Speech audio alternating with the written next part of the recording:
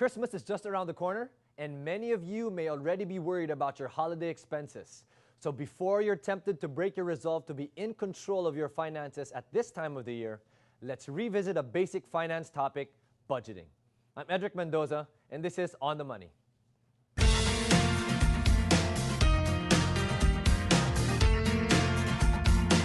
Joining us in this episode is Mita Gozar, Vice President and Head of Brand at Bank of the Philippine Islands. Mita used to head BPI's personal banking group. Hi, Mita. Hello, Edric. It's a pleasure to be here. Yeah, welcome, welcome. So we're eager to talk about budgeting with you. Yeah, very timely topic. Yeah.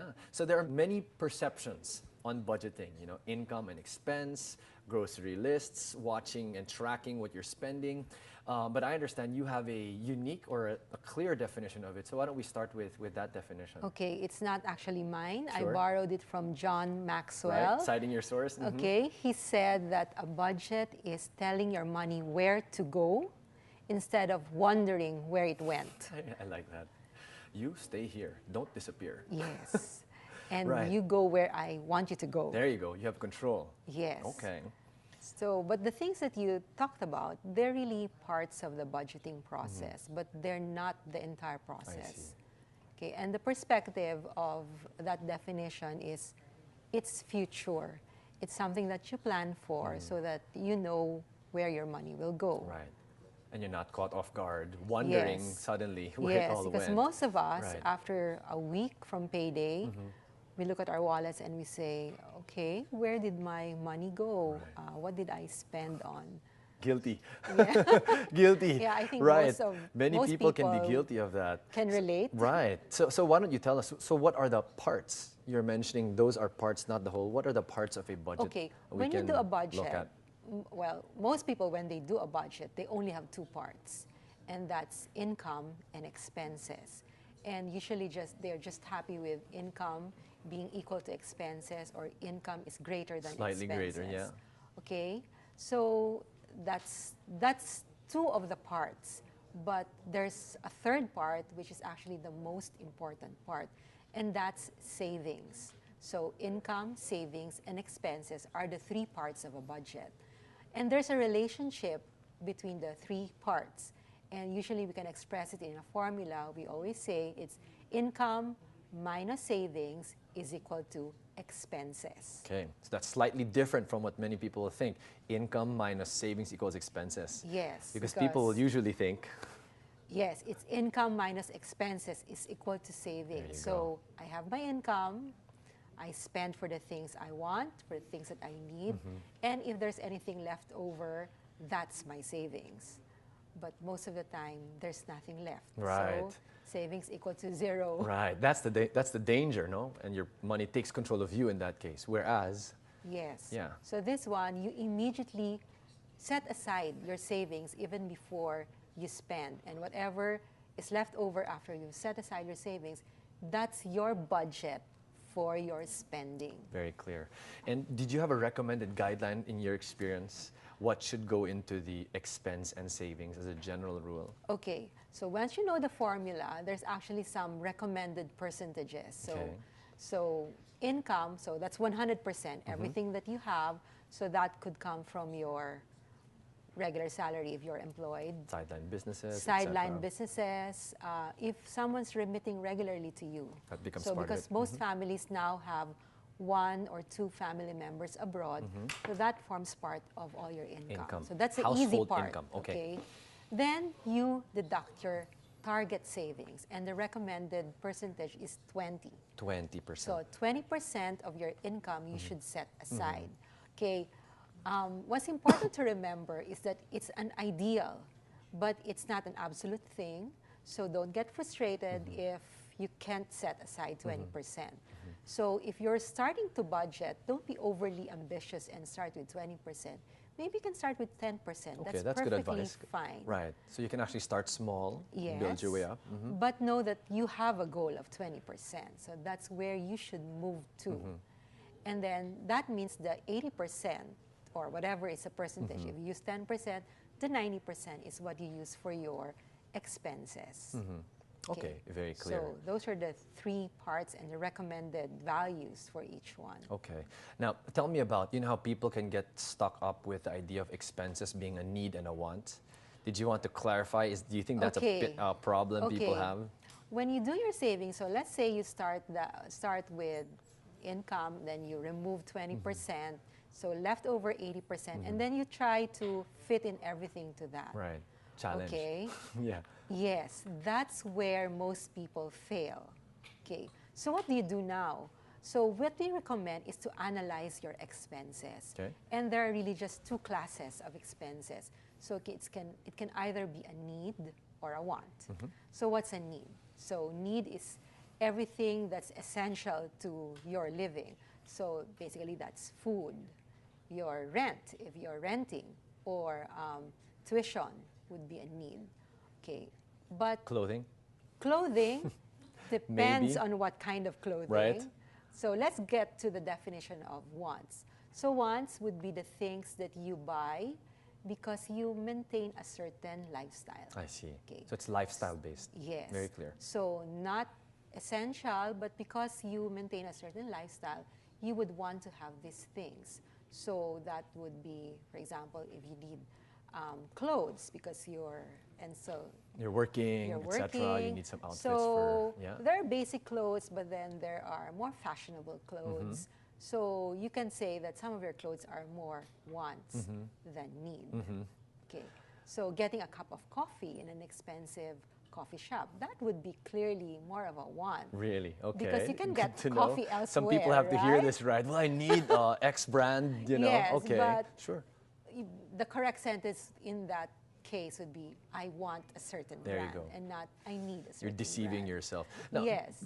So now that we've defined that, right? We've been able to look at expense, needs, and wants. Maybe you can help us now walk through a step-by-step way to preparing a budget. Okay, I like what you said, step by step, because most people think, I'm going to Instant, do a right. budget and that's it. But actually, it's a 4-step process. The first step is actually the most difficult, if you might say, and rigorous. So the first step is really to record it, to Ouch. put it. Record. Okay. Now, so every it's- single expense, it's every not- single thing, yeah? Well, not yet the expenses, but your planned, Ah. so your income, your savings, and your expenses, and you have to write it down. So Write it down. pen and paper, fine. But I would recommend, using an Excel sheet. It's easier if it's there. You can revisit it anytime, and you can. You might just misplace you it conveniently, right? So Excel is yeah, safe. and Okay. you can look at different options. Sure. Okay, so you write it down. So you write down the 3 parts. So put all your income there.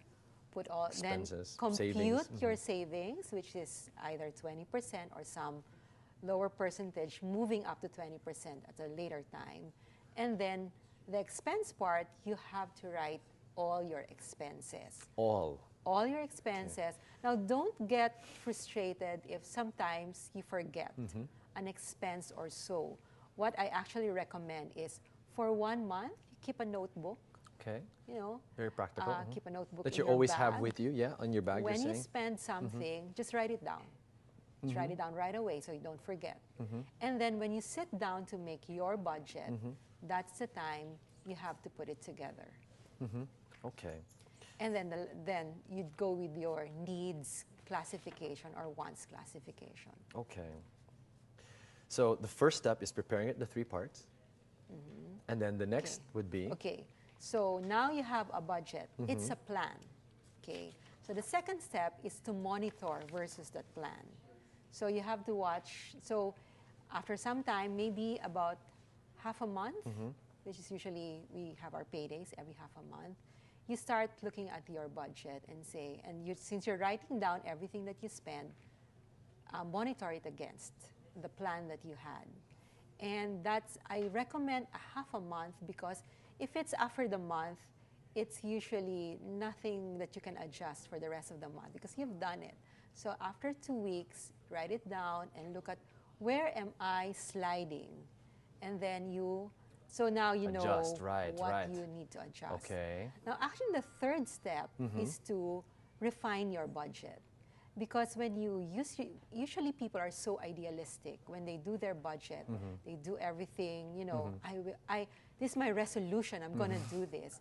But, you know, give yourself some space to fail and refine your budget. Maybe your budget was way too unrealistic. There you go. Yeah, I've been there. So change Yeah. it. You know, it's not a crime. It's not the end of the world, Yeah, right? so change Pick it, yourself up. refine Yeah. it. Okay. And then there's a fourth step. Usually people don't do this too, which is to upgrade your budget. If you're finding yourself that you're always sticking to your budget and you're so good at it, maybe your budget's too easy already. Really? Yeah. So Can actually be too easy. yes, Right. because I know some people, you know, their savings, it's 50% of their income. So they went Right. from 20% to And went all the way, 50%. Yeah. How would you because- advise someone who has that scenario? What should they adjust? Okay, well, usually 50% savings. usually their life goes, because savings goes to 3 different buckets too. Savings could go to your emergency fund. Savings could go to your short-term goals. Right. And then savings can go to your Long-term. long-term goals. So usually the people with 50%, their emergency fund is already taken care Established. of. So they don't put too much there anymore. So they devote their time or their money to their short-term goal and their long-term see. goals. So which is good. Okay. So that's how you would adjust. You make sure that you know where it's going, the Yes. 50%. Okay. All right. So refining the budget and upgrading, how would you suggest people do the upgrading part, which is what you were mentioning? Well, if you realize that if it's you too realize easy already. it's too yeah. easy, so you know now you're splurging a little bit more than you should. So revisit. It's usually also good to revisit your life goals because if you see that okay, I can do bigger things, so it's time to adjust your savings from where your life goals, your money goals will come from. Right. You think it's fair also that a person's wants can also start to expand when he's able to achieve Yes, that point, right? yes. Okay. So remember we were discussing about classifying your needs, Yes. your expenses to needs and wants. Okay, when your budget's very small, it's obvious you should cut down on your wants. But if you're, you know, you're getting a little bit more comfortable with it, it's okay to put a little bit more wants there. In fact, that's one of the things I recommend. You know, you can reward yourself within reason, of course. You know, your expenses can Within be both. reason, yeah. Don't get carried away, Yes, right? needs and don't Yeah. live a miserable life. Right. You know. I understand. Very, very clear. We're going to have more questions for you, Mita. But right now, we just have to pause for a short break. Keep it here. On the Money, we'll be right back.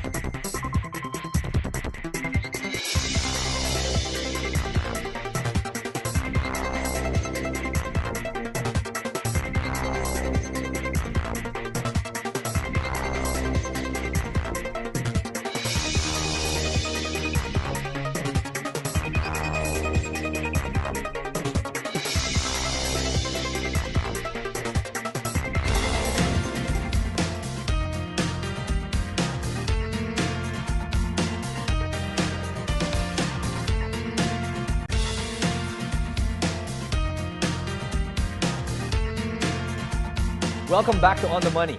Time now for our daily dose of Salve Says with Salve Duplito.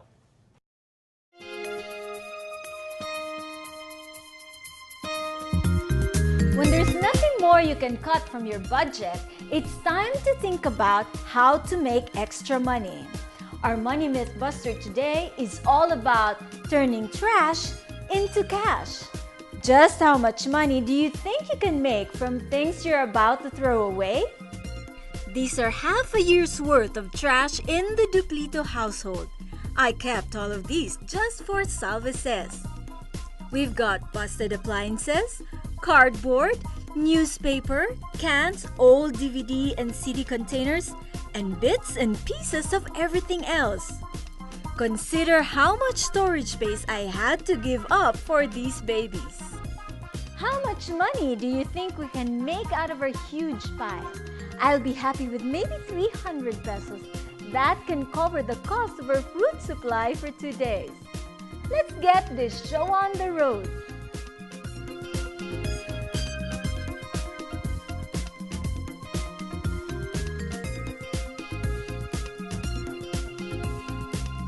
Yung lata ngayon, bumaba ang presyo rin ng lata. Yung dati, kinukuha namin ng 5 pesos, ngayon 4 pesos na lang. Kasi ang lata naman kasi ngayon, sabay-sabay nga bumagsak lahat ng kalakal yung sinasabi ko eh.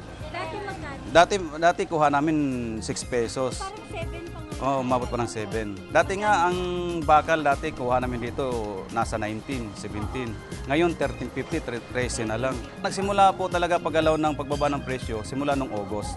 Adi, yung newspaper nga ngayon, bumaba rin eh. 5.50 na lang newspaper natin ngayon. Pero may mga kumukuha ng 10.50, yung usable nila, gaya nung paghalimbawa dalhin mo doon sa naggumagawa ng tinapa.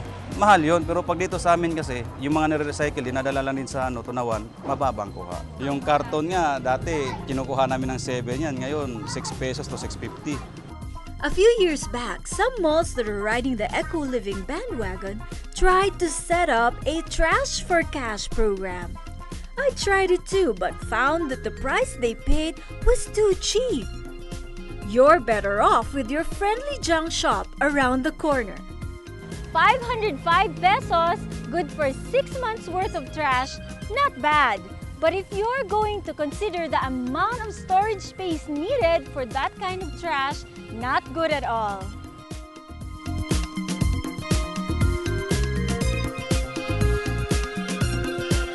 Still with us is Mita Gozar, Vice President and Brand Head at BPI. Mita used to head BPI's personal banking group. She will answer some of the money questions you sent us via email, Twitter, and Facebook, together with Mel Hekulea. Mel, so what questions do we have today? Hi, Edric. We've got Hi. a few questions for you Mel. today, Mita. The first one comes via Facebook from Henry, and he asks, how can we make our kids aware that we work around a budget and we can't buy them whatever they want all the time? Okay, good question. I think every parent would like to know Yes. the answer to that. Yeah, okay. Children are able to understand if you talk to them, but what really works is our example. So when you go, for example, to the supermarket, bring a list. Yes. If they see that you have a list, that means you really just want to buy these things, because by doing so, you stick to a budget. Very good. Purposeful. If you go to a supermarket and they can you yourself pick up everything that you see there, then it sends a signal that, it's okay to do that too. So it's those little things that we do that teaches our kids. Right. Modeling. So some discipline then. Yes. Yeah. And then maybe give them a little list of things they can pick out. That's a good idea. That's Yeah. a good idea. That's a good idea. Yeah. So it So after you sends model it, boundaries of what they Yeah. can get. Yeah, but you're saying Yeah. what's key is you show it first. Yes. And then you tell them, here's what mommy does. Because Excellent, create a list for them. Yeah. It can't be different that you give them a list and you Yeah, don't exactly. have. Ay, nako, Exactly. Here is parenting your 101, list. right? You stick to that and I'll buy what I Parenting. want. Yeah, Yeah. so it can't be that way. Hypocritical parenting. Yeah, right? exactly. Very good principle. Okay, we have another question from Marianne, who sent us this message via Facebook. She says, I've not been successful in sticking with my budget. Am I hopeless? Okay, no one Oh, is yeah, hopeless. yeah. That's why earlier we were saying that budgeting process, so it's a process. It's not just to make a budget. So that gives you room for mistakes and do it over again. Now, you can't just do it over and over again without knowing where you where went is wrong. it that you need help. Yes. So that's when you need to analyze your expenses. Look at which ones are needs, which ones are just wants. You start with the wants, but you can ticking them put off. some wants there, but maybe minimize them. If you always go out with friends, maybe let's say every Friday and Saturday, maybe just do it Once a week. once a week, or Fridays, maybe Every even other. every other week. Yeah. So those are steps that you can do, but it's never hopeless. Yeah, I think so. Just a little more discipline, maybe, Marianne. Yeah. So what are some of the other pitfalls in sticking with a budget? Okay, one is making a budget that's not realistic at all. You're bound to fail if you do that. So be realistic. That's why you should keep that notebook and write down expenses so that you know this stuff really costs like this. Yeah. Because if you make it too idealistic and it's not something that you can do, you'll be frustrated. Very frustrated, yeah. That list is so helpful because that will tell you where you're spending more on and if those things that you're spending more on are actually Yes. just frivolous. Okay, or if you don't want to write it down, keep an envelope for every receipt that you get. Just stick it there. So by the end of the week, you have a certain number of receipts there. Yeah. Then start writing them down. Anyway, the next question comes from Cynthia, and she says, I always shop last minute for Christmas gifts because our bonus is given mid-December. I end up buying more expensive items to avoid the crowd in Divisoria or the Changi in our village. What can I do to avoid this? Okay, so you get your bonus in November or December, but it doesn't mean that you only start planning when that time comes. Yes. Yes. So as early as October, you make a list of all the people you need to give gifts to and set a budget for everything that you will spend. You know, that's a yearly exercise that I personally do, and it really works. Right. So before even the money comes, you already know what is my limit for Right. all the Christmas gifts I'm giving out. Yeah, allot each name an amount. Yes. And then just stay within that number, and it makes life easier. Right. So the challenge is finding the gifts that Yeah. are Would it make good. sense to also start shopping early on and spread it out? Year round. For example, Yes. like January. my wife would plan as early as August, September to prevent all the rush and just Yes. sort of get them. And so by the time Christmas comes, you don't have a one-go big cash out. Right, Does that because make sense? if, yes, if you already have the money for it, so It start trickles, yeah. Yeah. small. Yeah. You know, get this group of friends person, this over. person. Yeah, it keeps the And- cash flow going too. Right, because it's so hard when not you're all at once, and yeah. when you're in the Christmas rush. Yes. Because you just The want Christmas it, rush is a nightmare. you just want it done. You tend to just spend Whatever. whatever it Yes, is just to that get you out of can there. get. That's right. good insight. That's right. So Yeah.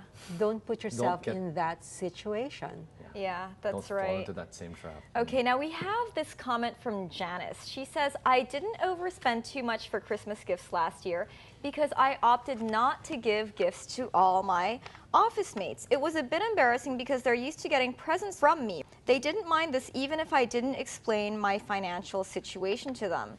You know, what do you think of that? I think everyone understands we're on a budget. Right, but perhaps she also should think who these people are. She mentioned in her, is this a letter, that it's her office mates.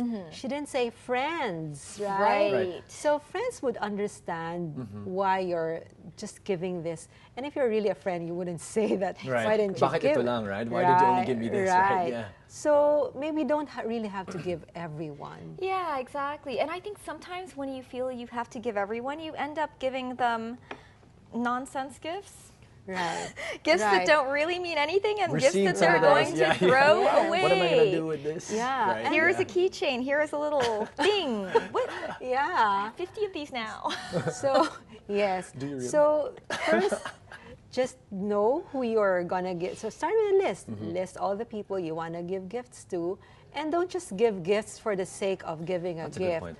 Or some Right. people give gifts because they received the gift Yeah. from that person. Right. That's something that will lead to overspending. Because you never know who will give you gifts. And if someone gave you a gift and you don't have one for that Yeah. person, Yeah, then you suddenly You'll feel you have to run out yeah, and right. buy You scramble something. for something. It's bound to be more expensive than what you really want to give that person. And there are creative ways of doing it also, right? Sentimental. For example, we have our kids make something for them so that, hey, this is done Right. by, you know, it's like, wow, thank you. I mean, you don't have to Right. spend much for that. Does that make sense? Yeah, if you know Yeah. how to bake, Yeah, bake. bake something. Yes, for I was people. actually There you thinking go. that. If you can bake well, right? Right. Make sure Yeah. it's a gift. Yeah, it's a when gift. you bake for Bake someone. some cookies. Anyway, well, thank you so much. That's Thank all we have you. time for today. Okay. Send us your money questions via email, Twitter, or Facebook, and we'll try to answer them in our upcoming episodes or on our next Q&A Friday. Planning is key, and Yes. it's never hopeless. Thank you, Mita. Mel, Thank great you. discussions on Budgeting 101. That's our show today. I'm Edric Mendoza. Join us again tomorrow for more talk and tips so you're always right on the money.